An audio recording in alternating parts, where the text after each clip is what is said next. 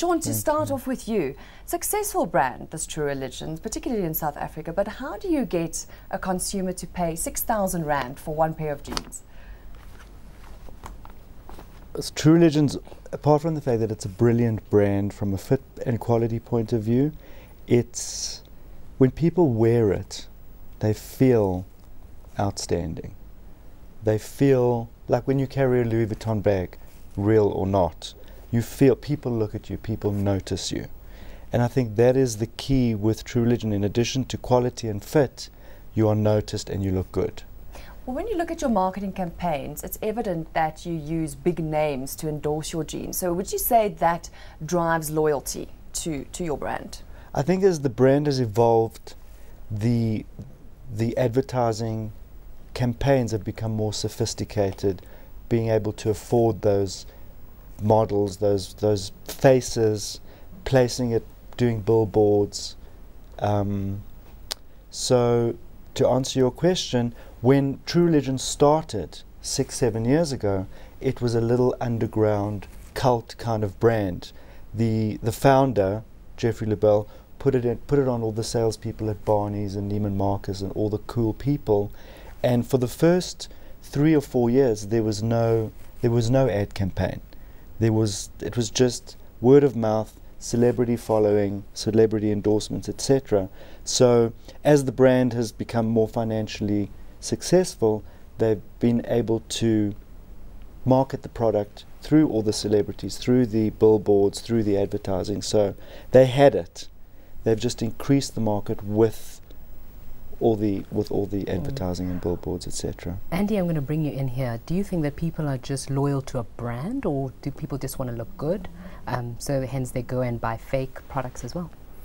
I think people are loyal to a brand. I mean, a brand in most instances is as much about what it says about you as what it does for you. So the functional component of a brand is never the complete story. And as you go up the luxury ladder, the functional component becomes a smaller and smaller element. Now, Sean says quite rightly that True Religion jeans are beautifully made, but however beautifully made they are, a significant proportion of that 6,000 Rand selling price is about image and about what it says about the wearer, not how long it lasts or how long it keeps its shape for. Yeah, so you can't blame people out there to go out and get counterfeit products because they want to look good and they can't afford it though. Well, it's a whole grey area in more ways than one, the counterfeit brand industry, and I think that there are two kinds of buyer. There's the buyer who knows they're buying a counterfeit brand and thinks it's a good enough copy that they can get away with it, and there are others who are perhaps just duped into thinking that that's what a Louis Vuitton bag costs and are delighted that they've got it so inexpensively.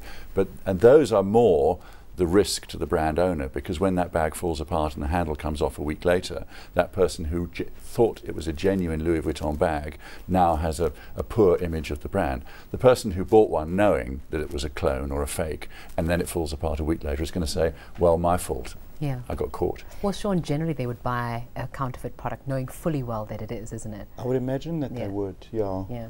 But then again, you get what they call real fakes. Yeah. And I think with an untrained eye, there's sometimes it's very hard to tell the difference. But what is your feeling about that, and what could you tell our consumers, to look out for? Well, I think given Louis Vuitton is a brilliant example, I mean, it's a 150-year-old company. I don't think most consumers don't even know the story, the history of the first the steamer trunk that was an innovation of its own 150 years ago. The consumer today, Louis Vuitton, oh, it's expensive, I like it, everybody's wearing it. So given that Louis Vuitton now has 600 stores worldwide and is a €1 billion business, I think by their presence with all their advertising and everything, I think the consumer knows that they can only get Louis Vuitton at a Louis Vuitton store or at a reputable department store. If they're not buying it from an official Louis Vuitton stockist, then they kind of know. But even those brands that don't have their own outlets, I think you've pointed out the most obvious first question is the distribution channel. If I'm buying it through an unexpected distribution channel, the chances are it's a fake, whether it's traffic lights or flea markets or wherever. you just think to yourself, why are they distributing it through that channel? It can't be right. Sure. But certainly it still does dilute the brand. Would you agree on that? Maybe any of you? I don't know. What is the stance? What is the stance if you know that? Because of course luxury, you know, means exclusivity, and that is what you're after. So if everybody's wearing the brand, do you not think at the end of the day it's dilution? Doesn't it irk you though when there's a fake out there, fake true? You know what religion it walking in the used streets? to? I have to be honest with you. We've spent hundreds of thousands of rands on legal. There's a legal team here that intercepts the merchandise for us at the airports, at the ports, etc. It cost us a lot of money to seize the goods. There's a whole process that you have to go through to legally seize the goods.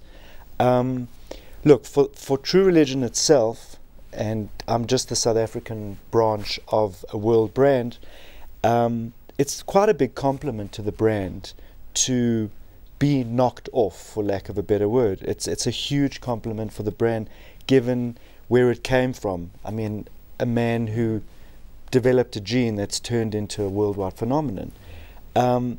It used to really, really irk me. I mean, I would go up to people and I would go, "Hi, where did you get your jeans? They're really nice." And they would snootily say, "Oh, I bought them at so-and-so." I said, "Well, they're fake."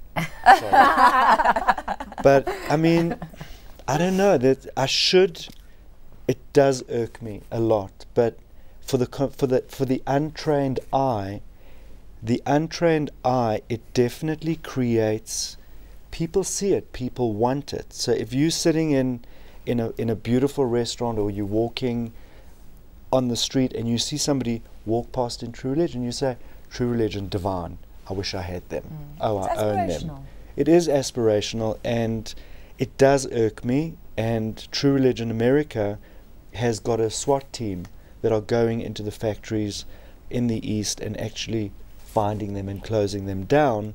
But what's started to happen now, it's not the big factories anymore that are doing it. It's the little, tiny, tucked away factories that are very difficult to find. Does it irk me? Yes. Yes, we got that, yeah. Do I Can we think do it's... anything about it? Probably not.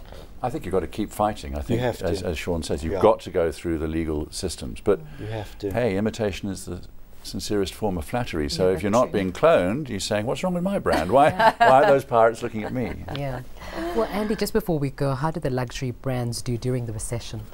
Initially, very badly, as everyone did. But one of the interesting things about recessions is that there is generally a flight to strong brands. So if you're a strong luxury brand, then you rode through the recession quite well. And the last quarter of last year and the first quarter of this year have been really strong for the big brands.